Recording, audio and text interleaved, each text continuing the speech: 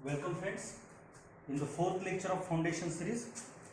Atomic structure हमने चालू किया है। मैंने बोला है कि एटम को हमने सबसे पहले तो आइसोटोप्स आइसोबार्स क्या होता है ये देखा है हमने, लेकिन एक्चुअली तो एटम का डेवलपमेंट बहुत ही डिटेल में है जो कि हम 11th क्लास में और देखेंगे, लेकिन फाउंडेशन के लिए जो ज़रूरी है उसके लिए अगर हम देखेंगे तो वो कुछ इस तरीके से है। सबसे पहले हमने देखा कि नेल्स बोहर का मॉडल मतलब जो वो न्यूक्लियस था, न्यूक्लियस के बाजू में जो क्या थे, शेल्स थे, ये सब हमने देखा है। बहुत ही सिंपल सा मॉडल है।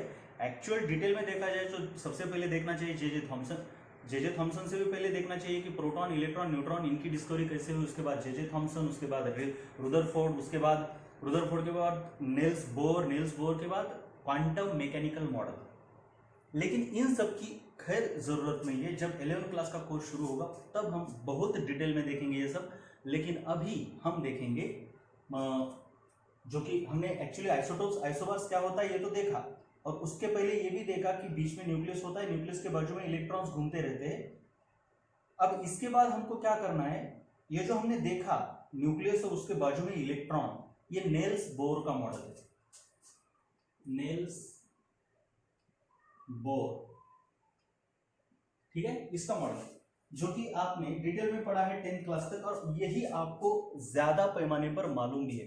लेकिन केमिस्ट्री एक ऐसा सब्जेक्ट है कि जिसमें अभी तक पता नहीं कि एक्चुअली एटम कैसा है। किसी ने एटम को देखा नहीं है actually, because it is not possible to observe the atom. ये सभी जो बातें की जाती है कि किसी ने इलेक्ट्रॉन को घूमते हुए देखा है, ये बहुत गलत बातें हैं। Nobody has ever been able to see the electron and atom how they look. Okay, all these are inferences। जो भी आपको बताया जाता है ये सब inferences है कि भाई रुदरफोर्ड ने क्या बोला कि जैसे अल्फा पार्टिकल हमने भेजे, मैंने अभी पढ़ाया नहीं है लेकिन आपको 8th क्लास में हुआ है, राइट, वो बस बता रहा हूँ। इन्फरेंस का मतलब क्या होता है, इन्फरेंस का मतलब क्या होता है। देखिए, ऑब्जर्वेशन अलग चीज होती है और इन्फरेंस अलग चीज होती है। इन्फरेंस का मतलब क्या होता है कि हमने जो यूजुअली देखा है उससे हम कुछ अनुमान लगाते हैं। जैसे कि मान लीजिए आप आग को देखते हो और उसके ऊपर धुआं उठता है, राइट। सो अब आप इसको ऑब्जर्व कर रहे हो, राइट, ऑब्जर्व। अब ये ऑब्जर्व कर रहे हो तो आप इससे ये बोल रहे हो कि यहाँ पे धुआं है और यहाँ पे आग है। ये आपने डेली लाइफ में ऑब्जर्व किया है, राइट। ये हो गई बात। अब इन्फरेंस किसे बोलते हैं ये देखिए। आपने अभी तक यही देखा है कि जहां जहां पे धुआं होता है वहां वहां पे आग होती है, यही देखा है। लेकिन अगर आपने कहीं पर धुआं उठता हुआ देखा, कहीं पर देखा, तो आप बोलते हैं कि यहां पे धुआं उठ रहा है, इसका मतलब वहां पे आग होगी। तो ये हो गया आपका इन्फरेंस, राइट। अब क्या होता है, इसको इन्फरेंस क्यों बोलते हैं, क्योंकि इसकी गारंटी नहीं है कि धुआं है तो आग है। क्योंकि आप आज तक आपने जो देखा है उसमें देखा है कि धुएं के नीचे आग है, लेकिन ऐसी भी कई सिचुएशंस है जो कि आपने ऑब्जर्व नहीं की है कि वहां पे धुआं तो है लेकिन आग नहीं है। क्या बोल रहा हूं मैं, धुआं तो है लेकिन आग नहीं है। अब आपने ऑब्जर्व नहीं किया, इसका मतलब वो एग्जिस्ट नहीं करते, ऐसा है क्या? एग्जिस्ट कर सकते हैं। आग बुझने के बाद भी धुआं निकलता है। लेकिन अगर आपने लाइफ में कभी उसको ऑब्जर्व ही नहीं किया तो आप तो बोलेंगे जहां जहां पे धुआं है वहां वहां पे आग है। तो ऐसी चीजें जिसकी कोई 100% गारंटी नहीं होती, इसको बोलते हैं इन्फरेंस। और साइंस, जो साइंस है वो काफी पैमाने पर इन्फरेंस के ऊपर ही चलता है। मतलब इस इन्फरेंस से जिन बातों को लिखा जाता है इनको बोलते हैं इंडक्शन, इंडक्टिव लर्निंग। लेकिन कंक्लूजन एक अलग चीज होती है। इन्फरेंस और कंक्लूजन, इन दोनों में फर्क है। कंक्लूजन मतलब वो 100% सही होता है, और इन्फरेंस मतलब 100% सही होने की गारंटी नहीं है। लेकिन अब तक जो ऑब्जर्वेशंस किए हैं उसके बेसिस पर हम इतना ही कह सकते हैं, या फिर जो बता सकते हैं उसे इन्फरेंस कहते हैं, अनुमान। और कंक्लूजन का मतलब अब मुझे हिंदी में पता नहीं, लेकिन कंक्लूजन मतलब जो 100% सही होता है। एक्चुअली 100% सही चीज़ें साइंस में होना बहुत मुश्किल है, क्योंकि अभी तक आप बोल रहे हो कि हर एक चीज दूसरे चीज को अट्रैक्ट करती है। इसका मतलब है कि उनके बीच मतलब ग्रेविटेशनल फोर्स है, और ग्रेविटेशनल फोर्स ऑलवेज अट्रैक्टिव है, ऐसा आपने कहा। और उसको न्यूटन ने बताया कि मेरा लॉ यूनिवर्सल लॉ है, यूनिवर्सल लॉ ऑफ ग्रेविटेशन। लेकिन मेरे ख्याल से ये ऐसा कहना गलत है, क्योंकि अभी तक न्यूटन ने बोलना चाहिए कि अभी तक जो मैंने ऑब्जर्व किया है वो यही ऑब्जर्व किया है कि कोई भी दो चीजें इस यूनिवर्स में एक दूसरे को अट्रैक्ट करने की क्षमता रखती है, जिनके अंदर मास है, और इनके बीच जो फोर्स है इसे मैं ग्रेविटेशन कहता हूं, और इसलिए ग्रेविटेशन ऑलवेज अट्रैक्टिव मुझे दिखा है, ऐसा बोलना चाहिए। जबकि वो क्या बोलता है कि यूनिवर्सल लॉ है, कहीं पे गलत हो ही नहीं सकता। ऐसे कैसे? क्या उसने गुरु ग्रह के ऊपर जाकर देखा है? क्या न्यूटन ने अपनी गैलेक्सी को छोड़कर दूसरे गैलेक्सी में जाके देखा है कि वहां पे ऑब्जेक्ट कैसे बिहेव करते हैं? वहां पे इन दोनों के बीच का फोर्स अट्रैक्टिव ही है, इसका उनको नॉलेज नहीं है, या फिर उन्होंने ऑब्जर्व नहीं किया है। तो ऐसी चीज जिसे हम 100% नहीं बोल सकते उसे इंडक्शन कहना चाहिए, और ऐसे लॉज को हम यूनिवर्सल लॉ नहीं कह सकते। लेकिन उन्होंने खुद की तारीफ बढ़ाने के लिए, अब देखिए वो बहुत बड़े साइंटिस्ट है, हम उनके बारे में नहीं बोल सकते, लेकिन फिर भी हमको किसी भी चीज को टेक्निकली और एनालिटिकली देखने की आदत होनी चाहिए, राइट? तो 100% उनको पता नहीं, तो उन्होंने उसको यूनिवर्सल लॉ बोलने की कोई जरूरत नहीं, जस्ट लॉ बोलिए आप। अब देखिए, ये हो गया इंडक्शन, मतलब साइंस एक्चुअली मेरे ख्याल से तो पूरा का पूरा इंडक्शन के ऊपर ही है। दूसरी एक बात होती है डिडक्शन, जो कि कंक्लूजन के ऊपर रहती है। इंडक्शन इन्फरेंस के ऊपर होती है, डिडक्शन कंक्लूजन के ऊपर रहता है। कंक्लूजन 100% सही होता है, उसमें अनुमान की कोई बात ही नहीं होती। तो ये कहां पे होता है? ये होता है मैथमेटिक्स में, ये होता है साइंस में। Mathematics is the language of science. अब मैथमेटिक्स में हम बोल सकते हैं, देखिए वो 100% सही होगा ही, तो क्या बोल सकते हैं? When all the angles of a triangle are equal, then its sides must be equal, ये हम कह सकते हैं ना, राइट? अब ये लॉ सैटर्न पे जाओ, मतलब शनि ग्रह पे जाओ, या फिर आप सन पर जाओ, या अपनी गैलेक्सी छोड़ के दूसरे गैलेक्सी में जाओ, कहीं पे भी जाओ, ट्रायंगल तो ट्रायंगल ही रहने वाला, राइट? ये है लॉजिक, इसे बोलते हैं डिडक्शन। मतलब when three angles of triangle are equal, then its all sides must be equal। ये कहीं पे भी फॉल्स नहीं हो सकता ये स्टेटमेंट। ये यूनिवर्स में कहीं पर भी जाओ आप, ये सही होगा ही। मतलब जो मैथमेटिक्स के रूल्स होते हैं ना, रूल्स, वो 100% सही होते हैं। उसके लिए अलग अलग ग्रहों पर जाकर एक्सपेरिमेंट्स करने की जरूरत नहीं होती, बहुत ही सिंपल होता है, वो लॉजिक से आता है, और लॉजिक को कहीं पे भी चेंज होने की जरूरत नहीं होती। therefore mathematics is pure deduction. कोई भी ले लो आप मैथमेटिक्स का, कोई भी ले लो, कहीं पर भी जाओ, वो गलत होगा ही नहीं, ठीक है? अगर आप बोलते हो मैथमेटिक्स में ये एंगल अगर 30 है, देन इट मस्ट बी, देखिए अगर ये 30 है, अगर ये स्ट्रेट लाइन है और उसमें से एक एंगल 30 है, तो ये दूसरा एंगल 150 होना ही चाहिए। इसके लिए आप कहीं पर भी जाओ, ये गलत होगा ही नहीं। सो मैथमेटिक्स के जो रूल्स है वो है 100% ट्रू, जो कि कहीं पर गलत हो ही नहीं सकते।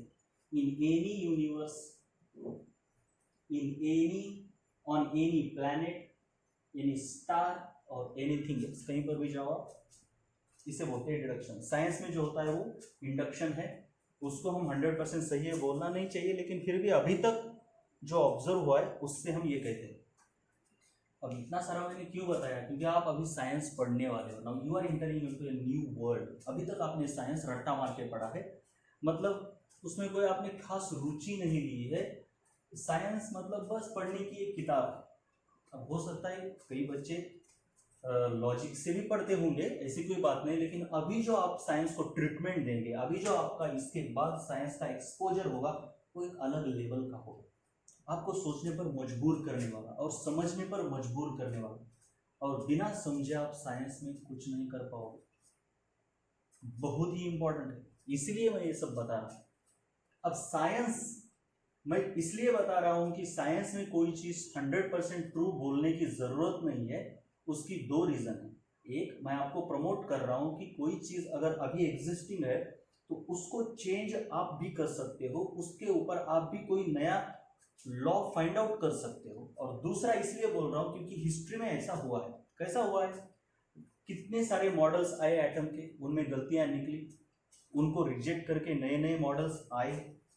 जबकि universal law of gravitation Newton का जो है वो भी गलत निकला है, आइंस्टाइन ने उसको फॉल्स प्रूव कर दिया है by using his theory of relativity. Actually universal law of gravitation बोलना नहीं चाहिए अभी न्यूटन के लॉ को। हाँ, भले ही उन्होंने जो किया वो बहुत ही काबिले तारीफ है, ये बात नहीं, उस समय में जो किया वो बहुत ही काबिले तारीफ है और उनकी महानता कम नहीं होती। और डेली तो ठीक है, अभी न्यूटन के बारे में तो हमने बहुत देख लिया। अब आगे चलते हैं। जैसे कि मैंने बोला कि न्यूटन का भी शोध बहुत ही इंपॉर्टेंट है हमारे लिए, डेली लाइफ में उनको यूज किया जाता है अभी भी मैकेनिक्स में, लेकिन हायर लेवल पर आइंस्टाइन की थ्योरी को यूज किया जाता है। अब हम आगे चलते हैं। नेल्स बोहर की थ्योरी एटम की थी, उसमें कुछ गलतियां निकली, उन गलतियों को सुधार कर क्वांटम मैकेनिकल मॉडल आया है, जो मैंने जिसके बारे में यहाँ पर लिखा है, मैं आपको समझाता हूँ। देखिए, नेल्स बोहर इनके अकॉर्डिंग क्या था कि न्यूक्लियस के बाजू में शेल और शेल में इलेक्ट्रॉन था, राइट? न्यूक्लियस और ये इलेक्ट्रॉन बाजू में घूम रहा है। लेकिन जब डिटेल में साइंटिस्ट ने आगे चल के डिटेल में एटम को एनालाइज किया तो उन्हें ये दिखा कि इलेक्ट्रॉन डायरेक्टली शेल में नहीं है। उन्हें दिखा कि एटम के बाजू में, मतलब एटम में, न्यूक्लियस के बाजू में, देखिए एक शेल है, न्यूक्लियस है, न्यूक्लियस में प्रोटॉन और न्यूट्रॉन है। लेकिन उन्हें यह दिखा कि जो शेल है डायरेक्टली शेल में इलेक्ट्रॉन नहीं है। शेल को दूसरा नाम ऑर्बिट भी है। शेल के अंदर सब शेल्स होते हैं और सब शेल्स के अंदर सब शेल्स होते हैं। सब शेल्स का दूसरा नाम ऑर्बिटल भी है और उनके अंदर इलेक्ट्रॉन्स होते हैं। ये बिल्कुल वैसा है जैसे किसी राज्य के अंदर कोई डिस्ट्रिक्ट है, डिस्ट्रिक्ट के अंदर डिस्ट्रिक्ट के अंदर तहसील होता है, तहसील के अंदर लोग रहते हैं या फिर कोई गांव रहते हैं। इस तरीके से इलेक्ट्रॉन का पूरा डिटेल एनालिसिस उन्होंने किया। तो आपको यह भी पता होगा कि अब एटम में पहले क्या बोला जाता कि ये इलेक्ट्रॉन पहली शेल में है, ये इलेक्ट्रॉन दूसरी शेल में है, ये इलेक्ट्रॉन तीसरी शेल में है। लेकिन अब सिर्फ इतना कहना काफी नहीं था। मतलब किसी इलेक्ट्रॉन को किसी शेल में बताने से बढ़कर शेल के अंदर वो किस सब शेल में है, सब शेल के अंदर वो किस सब शेल में है, ये पूरा बताना अब मैंडेटरी हो गया। मतलब इलेक्ट्रॉन का जो डिस्क्रिप्शन है या फिर उसका पता है, उसका एड्रेस है, वो अभी कॉम्प्लिकेटेड हो गया।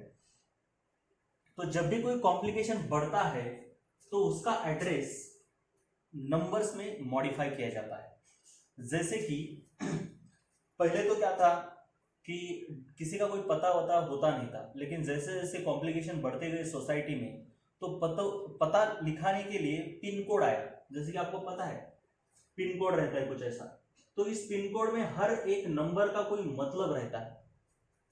फॉर एग्जाम्पल मैं बताता हूं, जैसे कि मुझे पता तो नहीं है एक्चुअली क्या होता है, लेकिन मैं बताता हूं ये एक्चुअली किससे रिजेंबल करता है।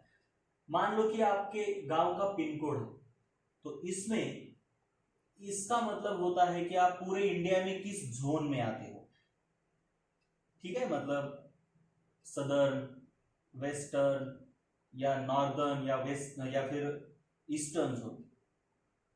नॉर्दर्न जोन में जम्मू एंड कश्मीर, यूपी वगैरह। ईस्टर्न जोन में क्या आता है? पश्चिम बंगाल, उड़ीसा, वेस्टर्न में महाराष्ट्र, गुजरात ये आते हैं, समझ गए ना।